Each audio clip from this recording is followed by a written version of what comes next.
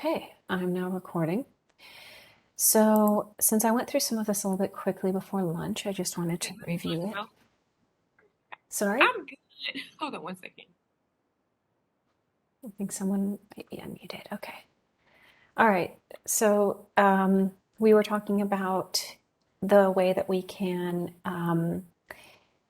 load packages and libraries in R. So we talked about how functions in R, you run the name of the function followed by an open close parentheses, and then you have to pass certain arguments into that function. They're often couched in quotation marks, and I call this a string. I'm going to talk about a string, what a string is in just a second. Once you install a library, you can then call it and load it into your current running instance of R using the library function. And then we talked about using the getwd function, which stands for get working directory and is similar to the pwd command in Unix. And we all ran this command, and you guys told me that you were located in, again, back in your home directory, so the home/Jovian directory. So one thing, getting into the new material now, that I wanted to point out to you is that the output of getwd has quotation marks around it.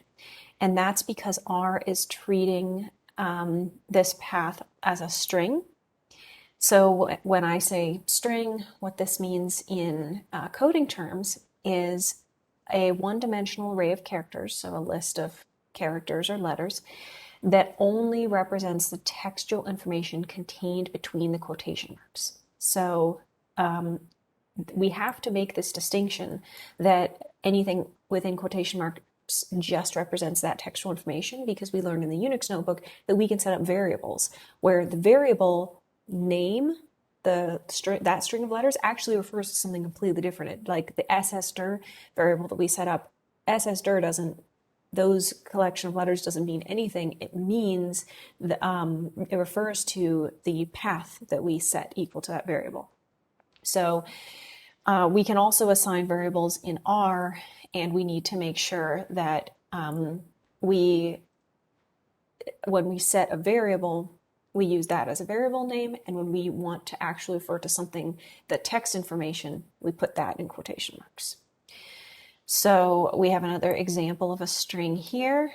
This textual information doesn't refer to anything except for what's contained between the quotation marks, that information.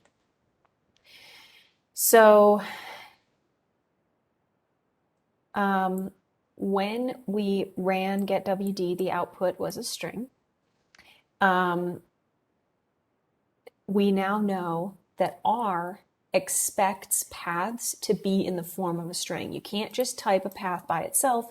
You have to put quotation marks around it. Otherwise, R is going to try to interpret it as a variable, and it's not a variable. It's just some text.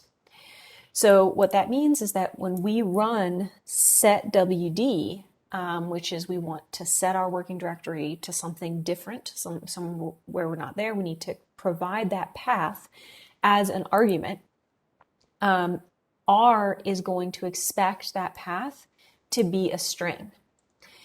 So we can go ahead and please do this together with me. We're going to change our current working directory to the solar system folder that we made in the Unix intro Jupyter notebook. So in the first empty cell, we can set up our function, setwd, open parenthesis, and then we can pass in the path, but the path has to be in quotation marks. So I open quotation marks, and then I type the path to the solar system directory and close parentheses. So since R expects paths as strings, I'm now passing in the string, which is the path to the place where I want to go. That is the argument that I'm passing to the function setwd. And since it's an argument, it has to go in these parentheses. So let's go ahead and run this cell. And then we can run getwd in the following cell. We don't have to pass in any arguments because this function can just run without any arguments. And can run that in the next cell. Yeah, thank you, Amanda, for putting the command in the chat. So was anyone not able to change their working directory using the R function setwd to solar system? And was anyone not able to check that they made it into their solar system directory using the R function getwd?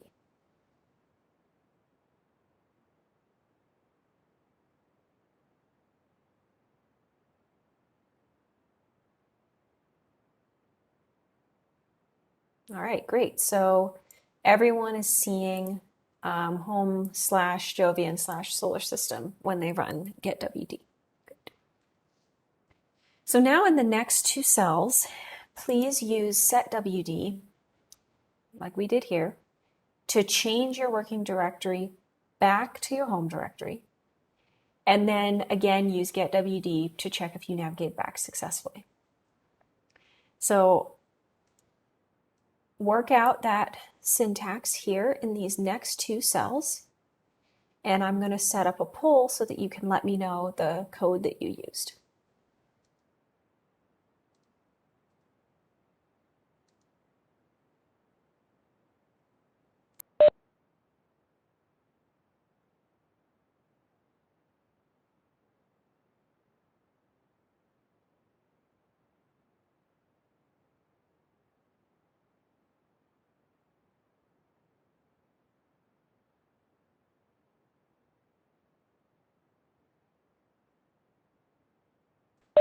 All right, so I've just opened a poll. Please go ahead and copy and paste the code that you used in these two blank cells into the poll and let me know what you used to change your working directory back to your home directory. And then getwd, the way you used getwd to see if you navigate back successfully.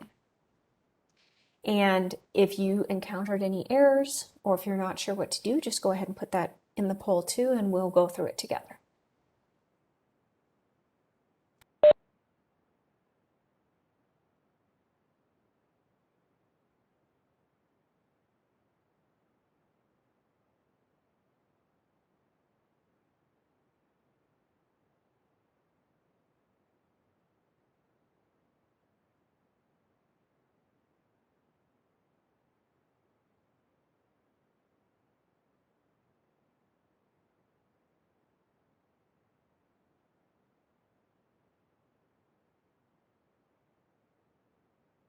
All right, we're just waiting on a few more people here, so I'll give you guys a few more seconds.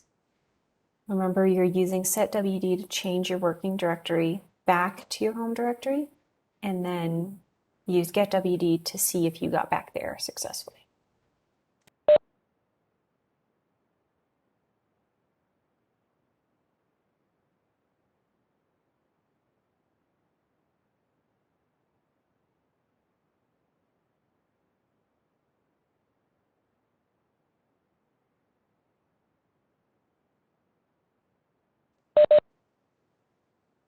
All right, close the poll here and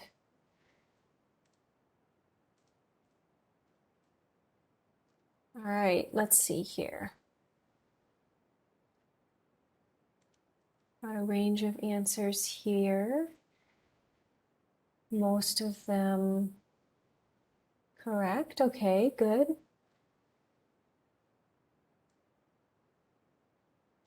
All right, so I see quite a few right answers. So there are a couple of different ways we could do this. So I'll go over both of them. So, or two of them. So one way we could do this is we can write setwd, open parentheses, close parentheses, and we want to pass in the path to where we want to go. So where do we want to go? We want to go back to our home directory. And so we remember we have to put this in quotation marks. And so the path to our home directory we know is just this, home/Jovian. So we could do that. We can run that cell, put that in the chat here. And then the next cell, we can just run get WD, which it looks like everyone, for the most part, got. And then we can run get WD. See that we're back there successfully. And then a couple of you also noted that we can use the shortcuts that we learned in the Unix notebook. So let's see if that works. So I'm changing my directory back to solar system so that I need to get back to my home directory. So we can run setwd, and we can use the shortcut for our home directory. Let's see. That gets us back where we need to go. And we can check again with get WD. Yes, it does. It takes us back to the home directory. So there are two different ways that we can set our working directory to the home directory. Either we can pass in the explicit path as a string, or we can pass in a shortcut. Also needs to be a string in quotation marks. And then finally, we can check using getWD. Is this not making sense to anyone, or is anyone getting an error, or doesn't quite see how I'm using this R syntax?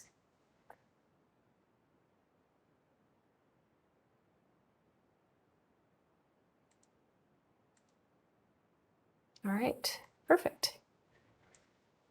Okay, so the reason that we've been going over the difference between, or kind of harping on the syntax for strings, is because strings are different from variables, as I mentioned before. So just like in Unix and most programming languages, we use variables to store information. So a variable, the technical definition of a variable, is a named object which refers to data that's stored in memory. So we, in Unix, we assigned variables. We can do the same thing in R, but we use a different operator. So we're going to use this operator that is a combination of the left arrow and the dash. And that is how we assign information to a variable.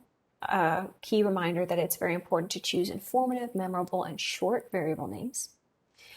So one thing that we can do here as an example of just assigning a variable is we can now create a variable called x. We can use this assignment operator to assign the variable x to the result of the equation 2 plus 4.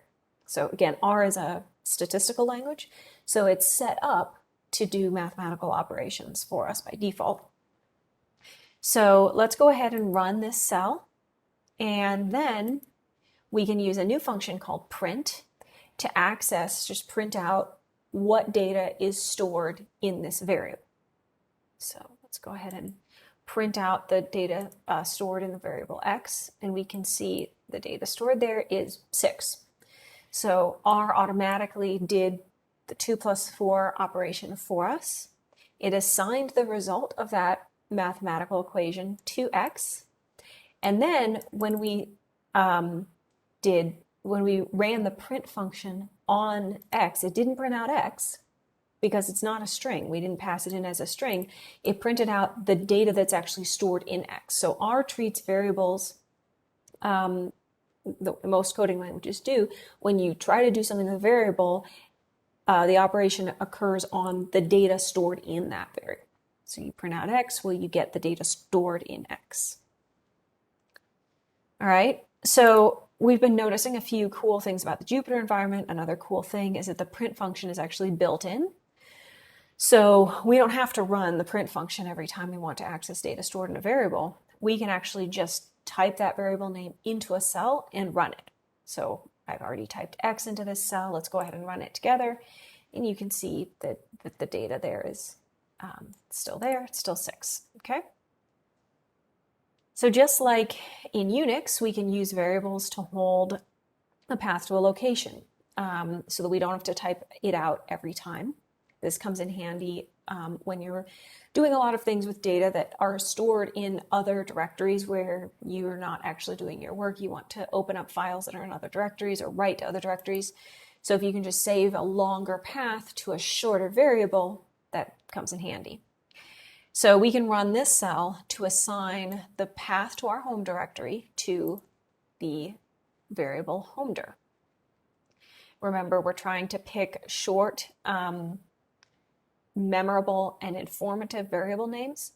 So HomeDir is a short representation of the phrase home directory. And note that there are no spaces because spaces are special characters in coding. So let's run this cell and go ahead and use the next cell to print out the content of the HomeDir variable. And did you assign your variable correctly? So we can just, as I mentioned before, we can access the data stored in a variable by simply typing that variable into a cell in a Jupyter notebook. When you run that cell, Jupyter prints out the data that's stored in that variable. So this is useful. We've used the variables in R to store the output of a short mathematical equation and a fairly short path. But hopefully you can see how if you had a much longer path or you had a lot of data, maybe a big matrix or a couple of matrices or something like that, if you can store all that data in the variable X or something like that, you can then perform operations on that variable without having to type out the data or print out the data every time. So as I note here, we can use variables to store large amounts of data, such as assigning data within a matrix to a shorter variable. And we'll go over that in the next section. But I wanted to end this section with a warning. You want to be really careful never to name your variable after a common function or a built-in variable in R. So R already has some variables. It already has many different functions. So they are helpfully all listed in the R manual, and I've added a link here to the R manual. And we can go to Appendix D, which just has an index of function and variable names to make sure that we're not writing over a common function or variable. So this is a great question. You have to in Java, you have to specify what type of variable it is. Absolutely right. R does this automatically. So we've just assigned a bunch of variables. I didn't have to say whether it was a string or an int. R just figured it out for us. So variable index is on page 4 here.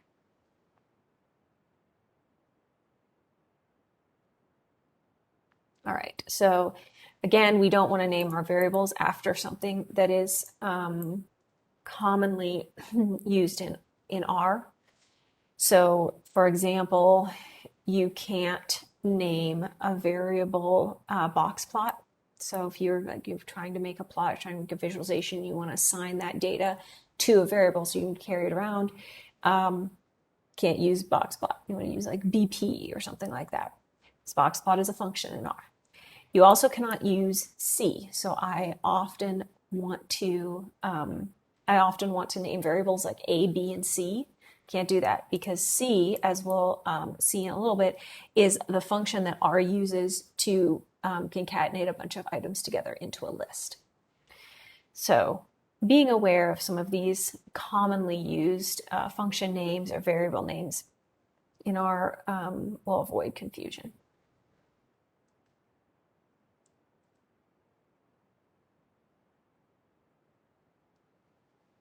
If you're importing different data containing matrices, you may need to change columns to vectors or to strings.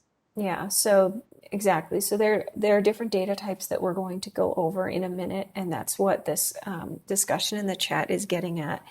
I've talked about a data type called a string, which is a textual representation held between quotation marks. We also, the outcome of this mathematical equation is an integer or an int. That's a different data type. So we'll get into data types in the next couple of sections. All right, does anybody have any questions about assigning variables in R?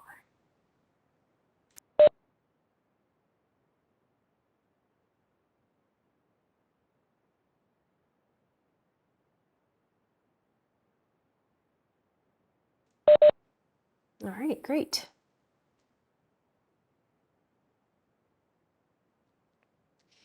So far we've been working with data that we kind of give R, like a string or 2 plus 4.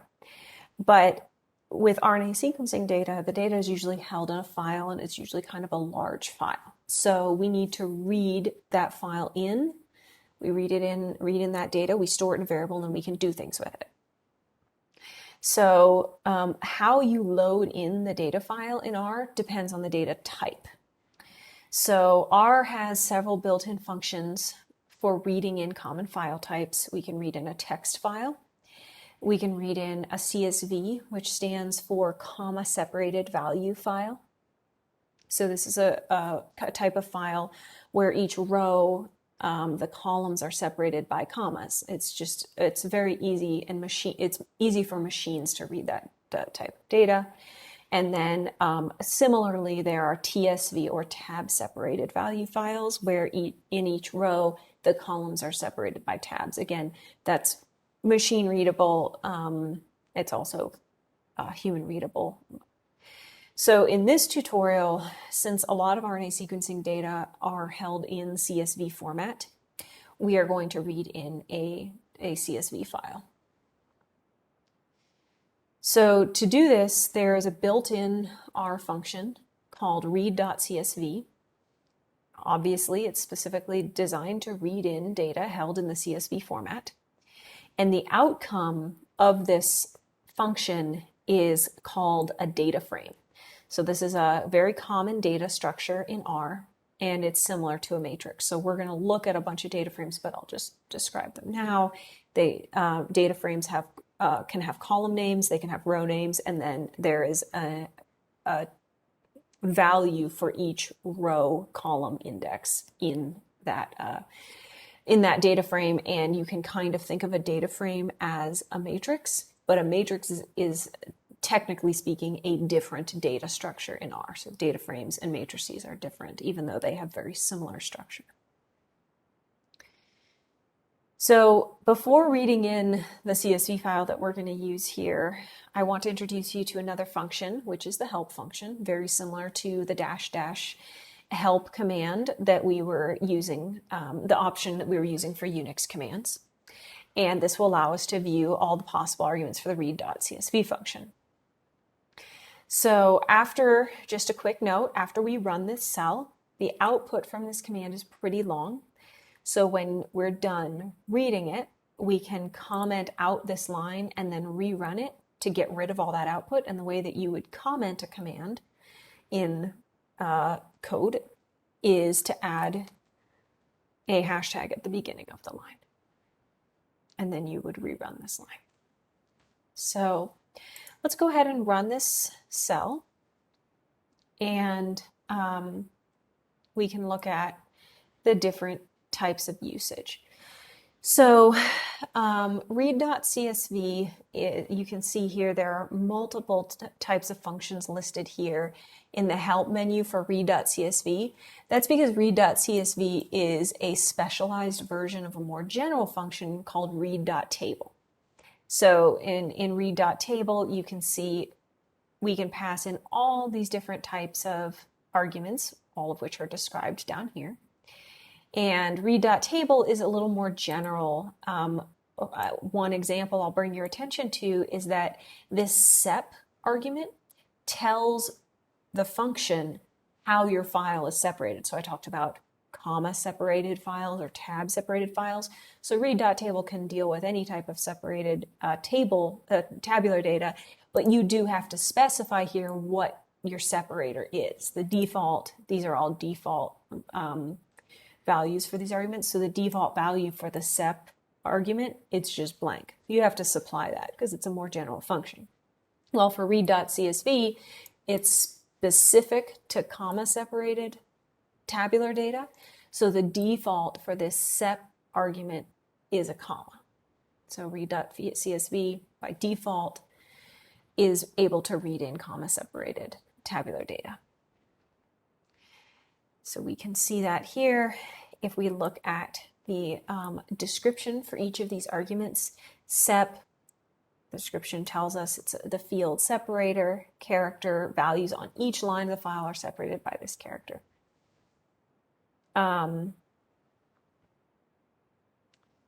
So we're going to not use all of these arguments for our file because I happen to know how our file is formatted. We're going to use the first three arguments here. We first have to pass in the path to the file and the file name, so the full path to the file name. That's the first argument. We're going to pass that in as a string. Then we do want to set header equal to true. So what does this mean? Let's go down and look at the argument description for header. Header is a logical value, so that means true or false, indicating whether the file contains the names of the variables as its first line. So what does this mean? When you have tabular data, header indicates whether or not each column has a name. So often in RNA sequencing data, the names of the columns will be your sample names. That's just how the data tends to be organized. And then the row names tend to be the genes. So column names are samples, row names are genes. So it's important to let R know that the first line of the file doesn't contain data. It contains column names. So that's what we would do with header equals true. And then finally, we're also going to use this row names argument because the tabular data that we're about to read in has both column names and row names. So the first row of the file does not contain data. Like values, it contains column names. And the first column of the file also doesn't contain values or data. It contains row names. So row names, how are we going to set that? You have to set row names equal to a single number giving the column of the table which contains the row names. So for us, what we're going to do is we're going to say row names equals 1 because I know that the row names for our file are in the very first column. So I'm going to go back up here. I'm going to comment out this cell and rerun it to get rid of the large output, but you can always come back up here and uncomment it later. And so here you can see a description of what I just said. So here we're going to run read.csv, and we're going to provide it with the following arguments. The name of the file we want to read in, so you can actually see that file over here in our home directory, example.csv. We copied that in there yesterday. We're going to pass in header equals true. This is the argument that specifies the data starts on the second line of the file, and the first line is a header or column names. And then row names equals 1, and this specifies that the data starts on the second column of the file, and the first column contains the row names. So one thing that I want you to notice here is when we run read.csv, we're passing in now 3 different arguments. In the past, the other functions we've run, we only passed in 1. Here we're passing in 3. So the way that we separate those arguments out is by using commas. So we have to have a comma between each argument within the function call. And secondly, I want to bring your attention to the fact that we're not just reading in the file, because all that would do is print out the contents of the file on the screen.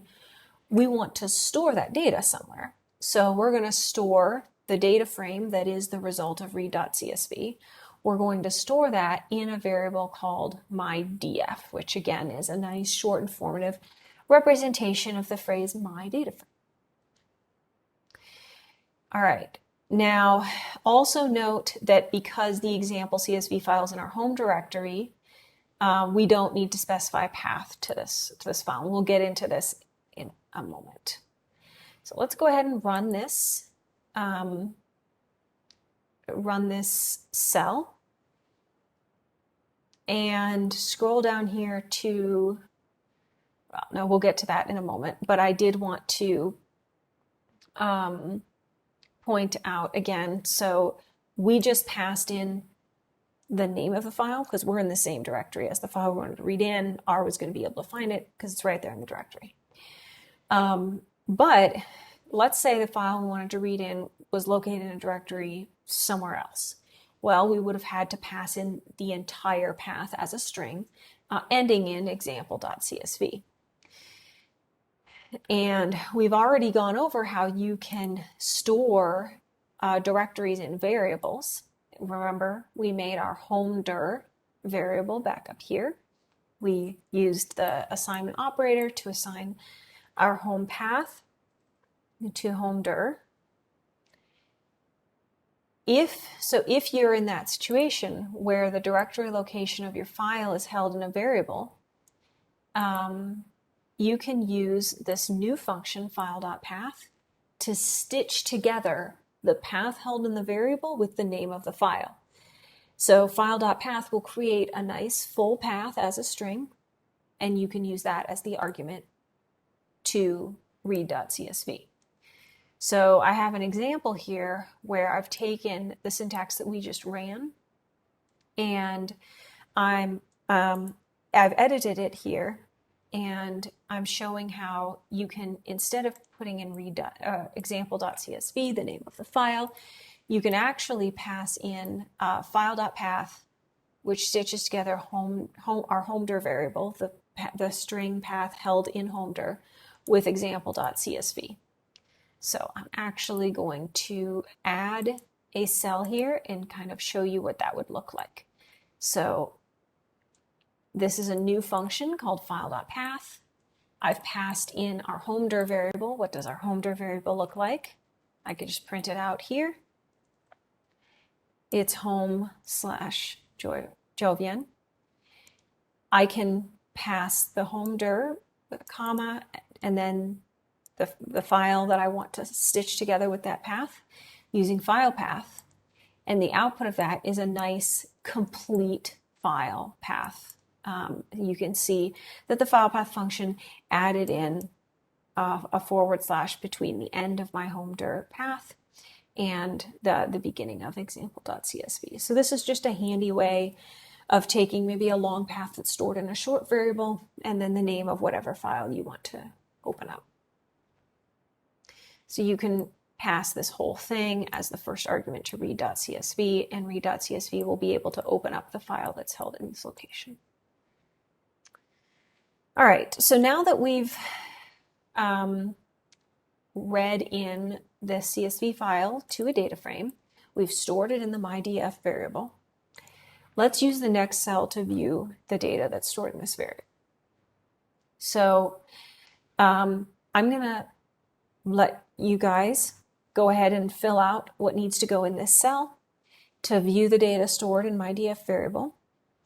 And then let me know how many columns are in this data frame and how many rows. And I'm going to set this up as a poll question while you guys work on that.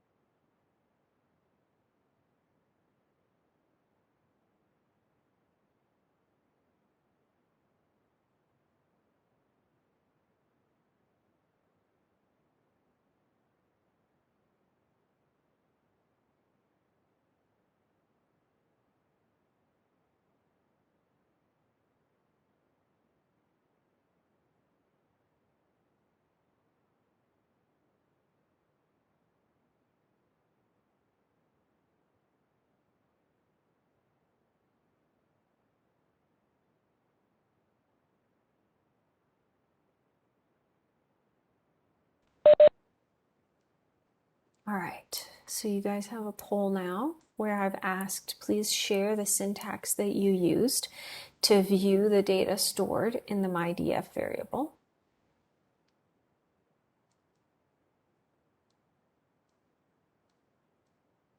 And then how many rows are in that data frame, and how many columns. No problem, Mark.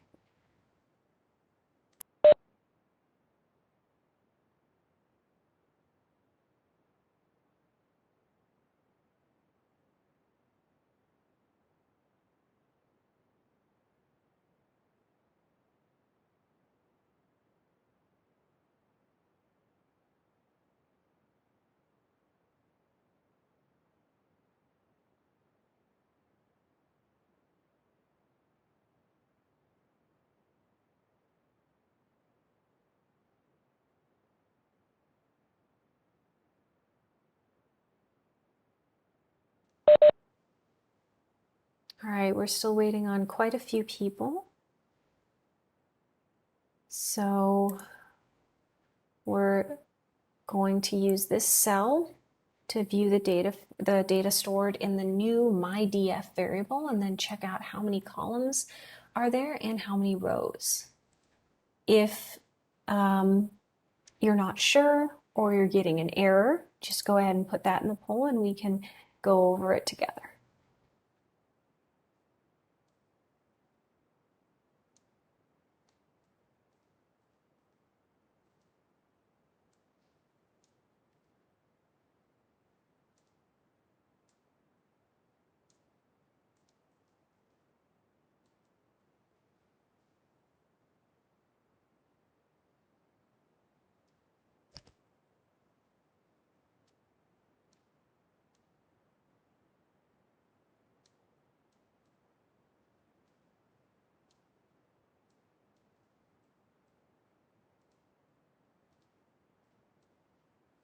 All right, still waiting on a couple of people before I can close the poll. If you're not sure, you can just go ahead and put that in the poll as well.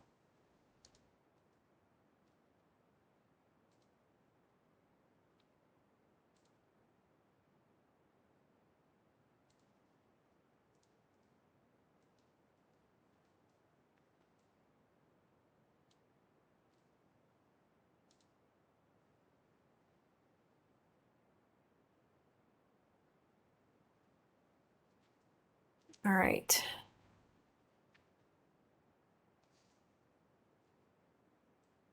Make sure that you've submitted your answer. I see some in progress still.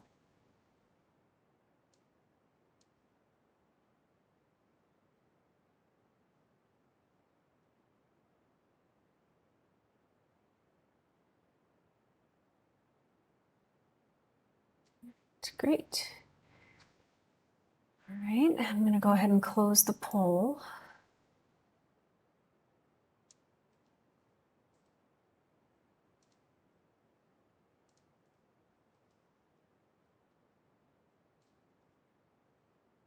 Okay.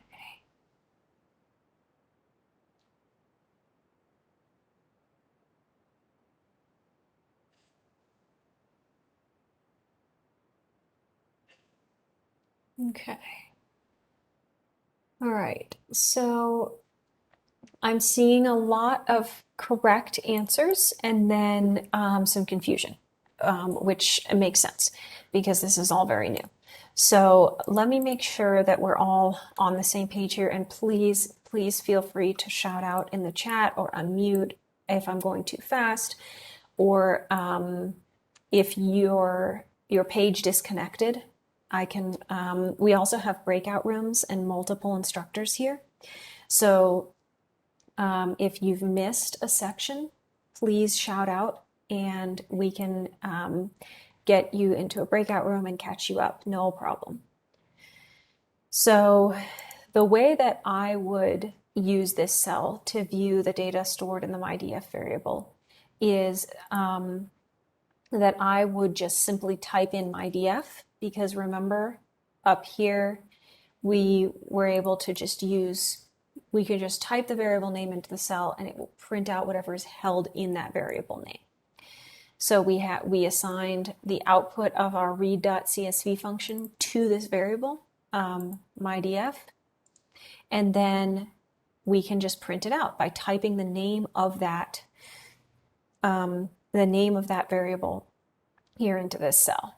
I can then run this cell, and what comes up is a data frame. So is anybody not seeing a data frame like this? Did running this cell with just, I'm putting this into the chat, so running just my df in this cell, is anyone not able to see a data frame that looks like this?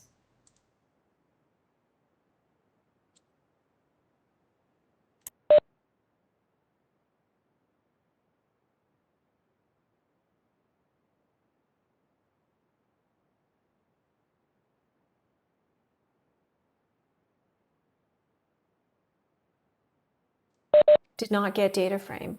Kanisha, what happens when you run this cell? You can feel free to unmute.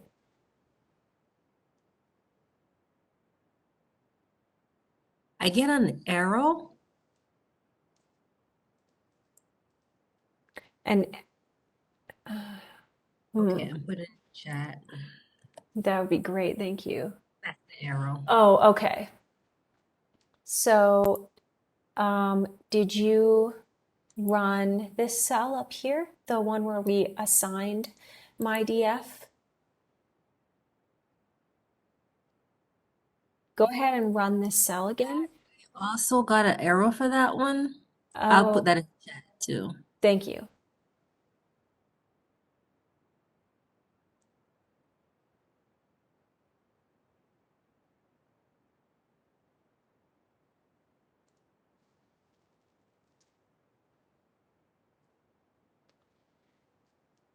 Okay.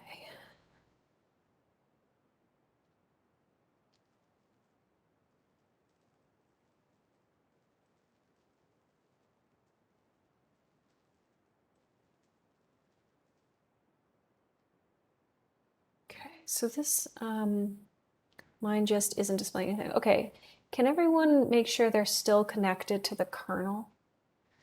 So down here, does it say R, conda env, GL4U -R idle? Okay, says that. Okay, so Joel, yes, okay, good. So let's all, so for those of you not able to, yeah, that's exactly right. Thank you, Mike. So let's all add a new cell and make sure that we are still in our home directory by running Mike's command setwd with the tilde, which is our shortcut to get back to our home directory. Let's make sure we run that and then run the read.csv. That'll do it, Joel. Then run the read.csv command again.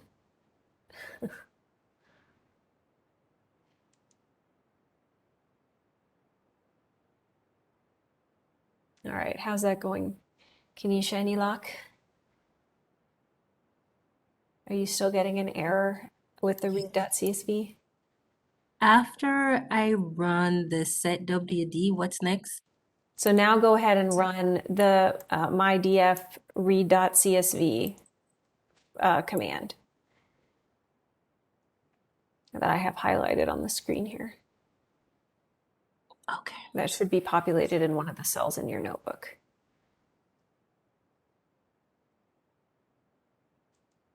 So that should just run with no error, but it's not supposed to give any output.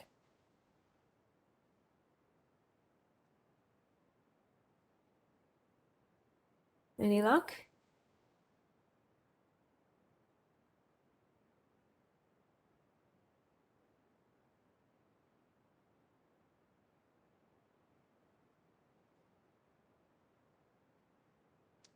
Kanisha, how's it going? And is anybody else having an error at this line or the MyDF line?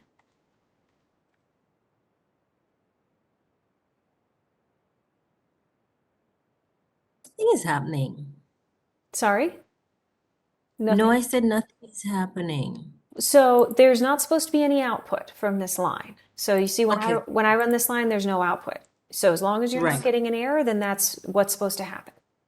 Great. I Awesome. think we're okay. Okay, awesome. Okay, so I'm gonna scroll down here to the cell where this is where we were at the poll, where I asked everyone to please use this cell to view the data stored in this variable that we set up. And so the way that you do that is you in R in Jupyter Notebook, all you have to do is put the name of that variable into the cell and press play. And you should be able to see the data held in that variable. Is this not what somebody sees? Is anybody not seeing a data frame? Oh, good. Thumbs up. I like that. That's great. All right. Was anybody not seeing this? Great. Another thumbs up. Yay.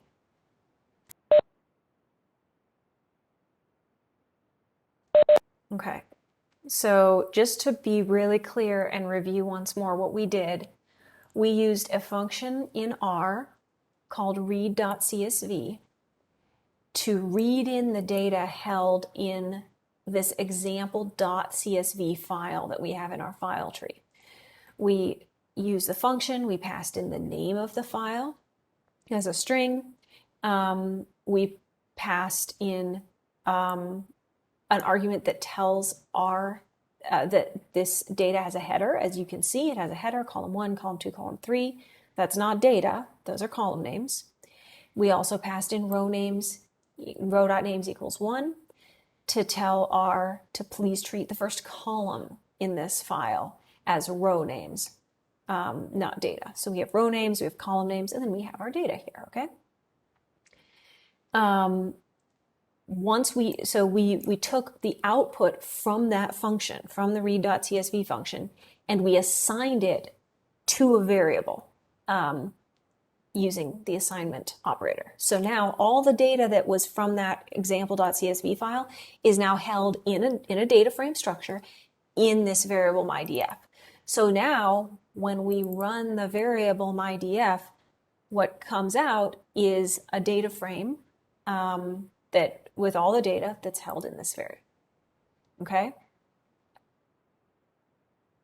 So yeah, exactly as Amanda said, I'm aware that this is new to just about all of you, and so I am more than happy to go slower or to go over things more than once.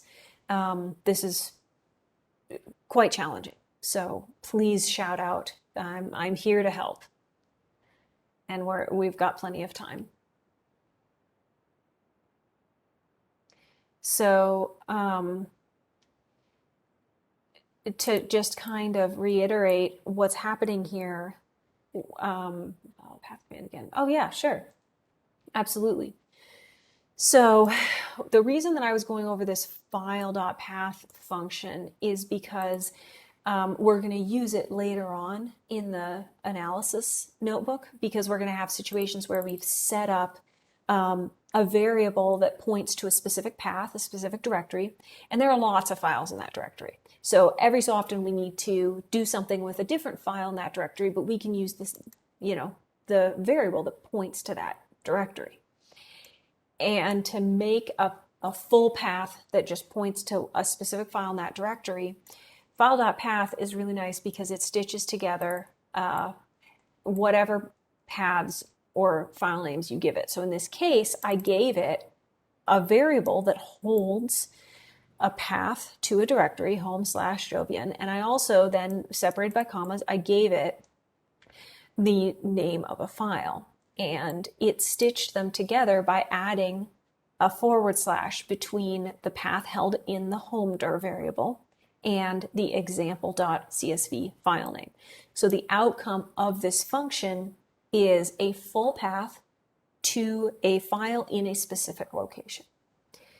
So one of the things I noted was for the read.csv function, we originally passed in just the name of the file, but if that file had been somewhere else, we could have done something like this syntax where we actually passed in the output of like the file.path function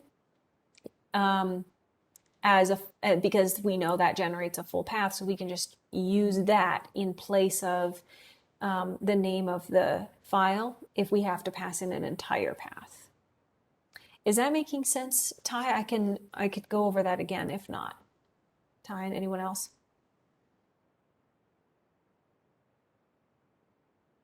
Yeah, I'm still a little shaky on this. Yeah, absolutely.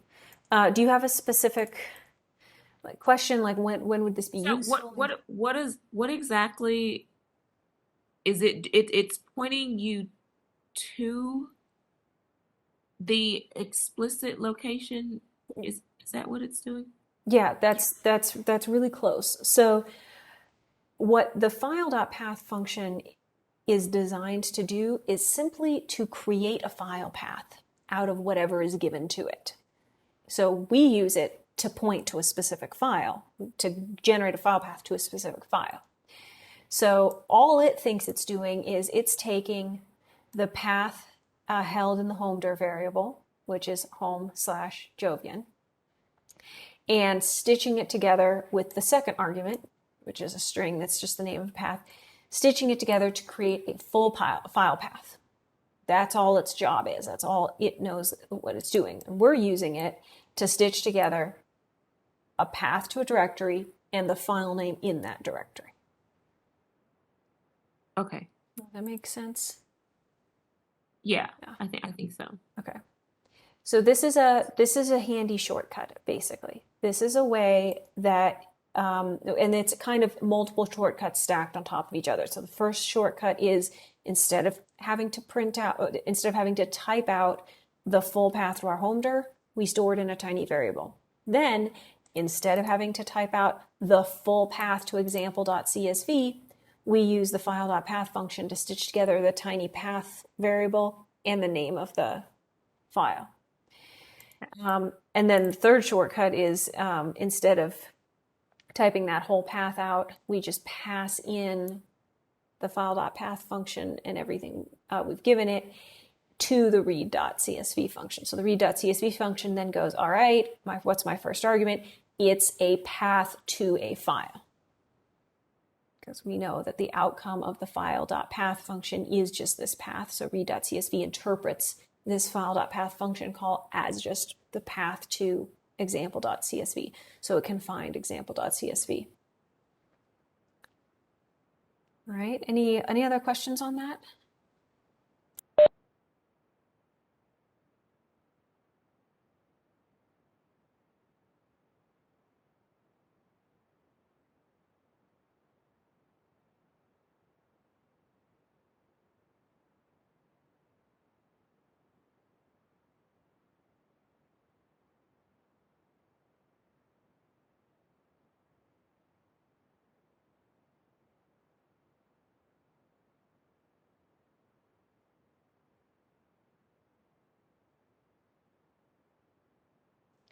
Thank you, Amanda and Mike. Yeah, a path is the address of something in the computer, like a folder or file, right? It's how the computer knows where to find something. And then the file.path function stitches together multiple things, so they end up being formatted the way the computer expects.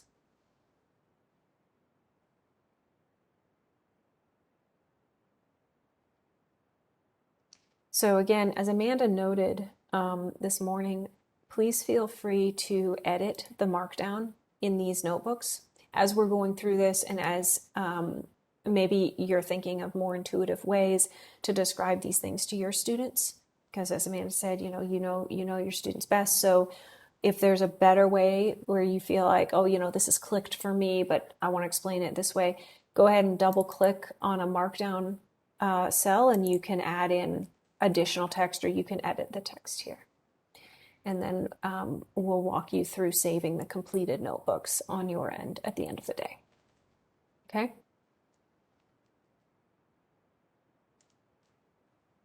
All right, so please stop me if there are more questions. I'm going to just move on and start talking about the data frame structure in R. So a data frame is specifically designed to hold tabular data. It needs to be the same number of rows in each column and the same number of columns in each row. So it's pretty rigid tabular format. And we're playing around with this toy data frame that has, as you guys noted, 10 rows and 3 columns. All right. So in this example, this is a pretty small data frame because this is just an example. But when we're working with a data frame that contains gene expression data, we often have on the order of 30 or 50,000 rows, where rows are genes, and we can have tens or hundreds of samples where the samples are in the different columns. So we can have a really big table. Therefore, there is a useful function in R that we wanted to introduce you to called head. So pretty similar to the head command in Unix. And it is specifically designed to only view a certain number of rows of whatever you give it. So in this case, we're going to give it a data frame. We're going to give it the data frame that we just read in, and we pass this data frame to a variable called mydf. So here is an example of how it's very handy to have your data stored in a tiny variable, because what we want to do is, rather than viewing the whole data frame, we want to just view the first few lines. So what we can do is we can pass in the data frame, which is held in this tiny little variable. So we just pass this tiny little variable to the head function and run it, and then we'll only see a few rows. So as a challenge, in the next cell, I want you guys to try running the head function, but provide only one argument: the variable that holds our data frame. Okay? So I'm going to set up a poll where you guys can show me the syntax that you use in the next cell. So you want to run this head function and pass in one argument. Remember, the arguments go between the parentheses, and that argument needs to be the variable that holds our new data frame. Okay? And once you've done that, I'm going to also ask how many lines are given with this head command, and is this different from the number of lines given from the head command in Unix?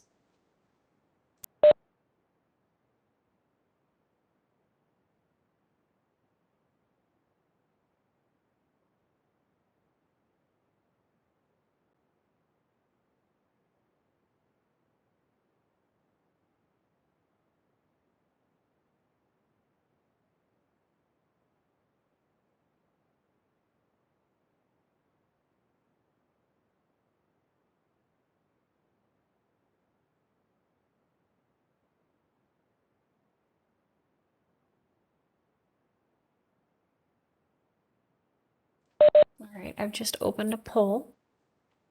So what I'd love to see is, what's the syntax that you use to use this head function to look at just the first few lines of your data frame. Remember, you're going to run this function and pass in the one argument, which is the variable that holds the data frame. Anything that you pass to a function needs to be typed between the two parentheses.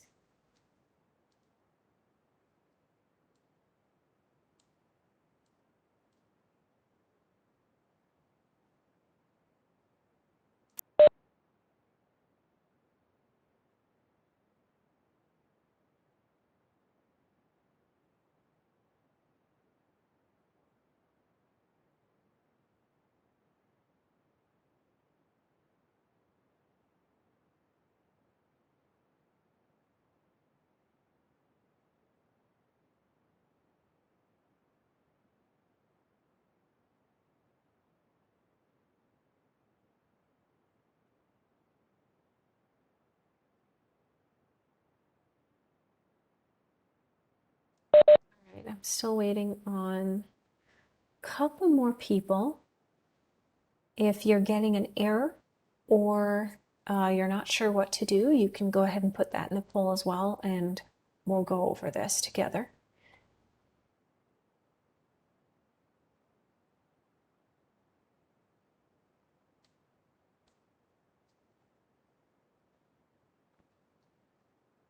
Also, if you're getting an error, you can feel free to put it in the chat and we can help you with it in real time.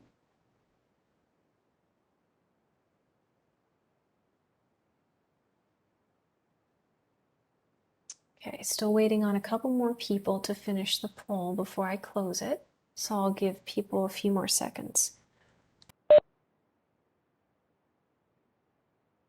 You want to use the head function to view the first few lines of your data frame by passing in the data frame variable to this function.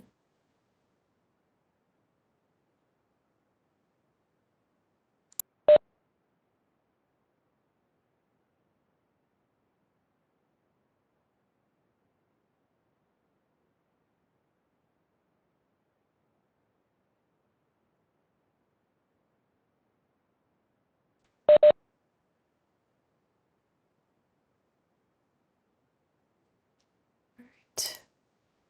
Closing the poll.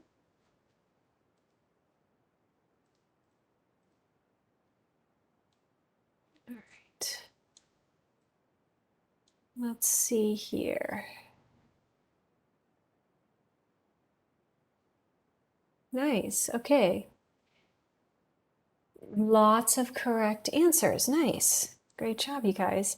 For those of you who were not able to answer this poll, please let me know if you are having a problem with your kernel, if you're having an error running this command, if you're not sure what's going on, please shout out and we can go over this again or go into a breakout room and review.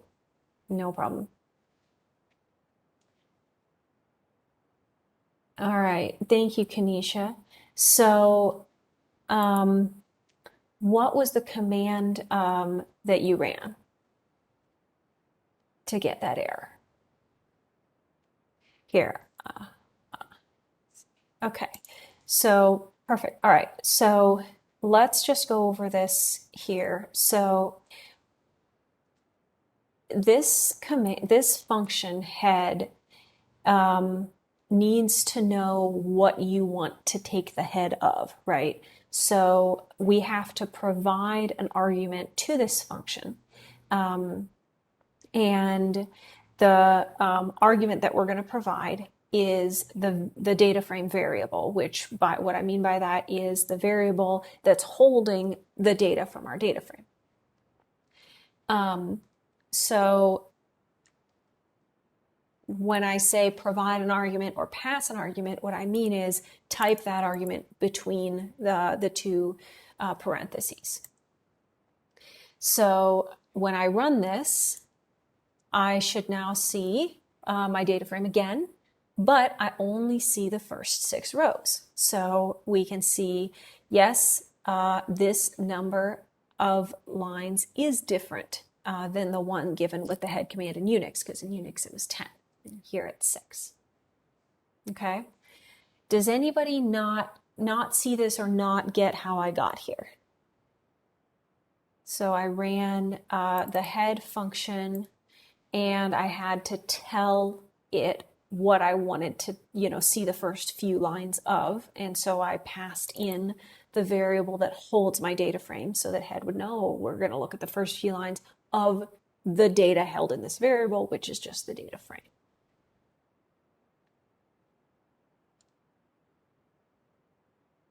All right, is everyone all good with this?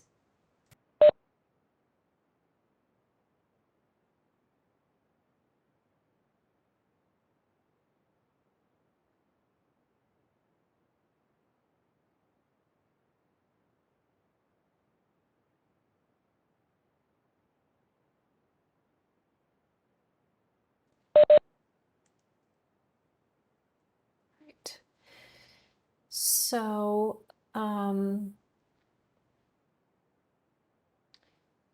And the next thing we can do is for the head function.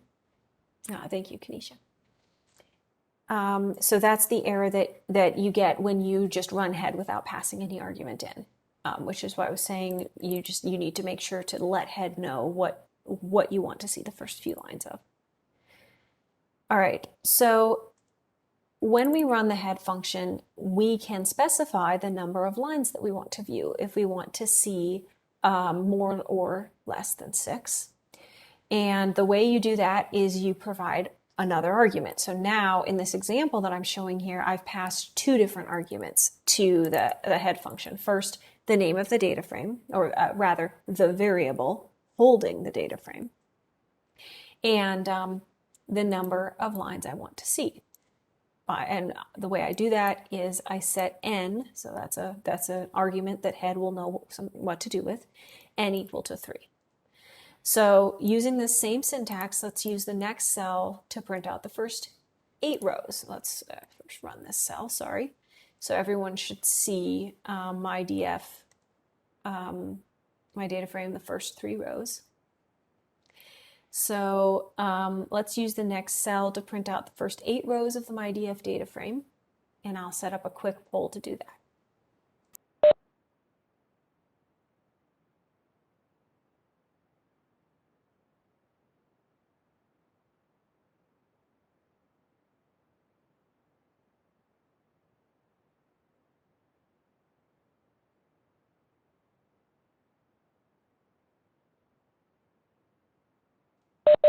All right, so go ahead and in the poll, please let me know the syntax that you used in the next cell to view the first 8 rows of the MyDF data frame, rather than the first 3 in this example that I gave here.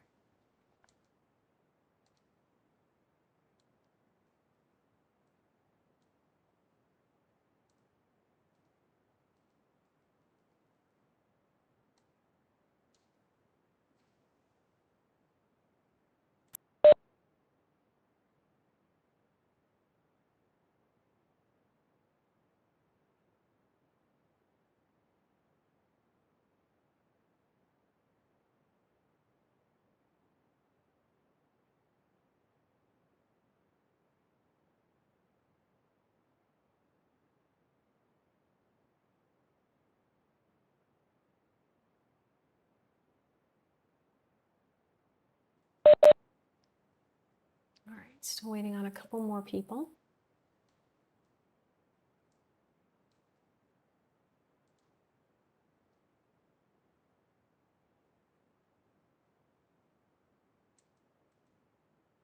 All right, in the interest of time, I'm going to go ahead and close this poll. And I will go over the poll results after our break. So everybody, please be back at 1:30.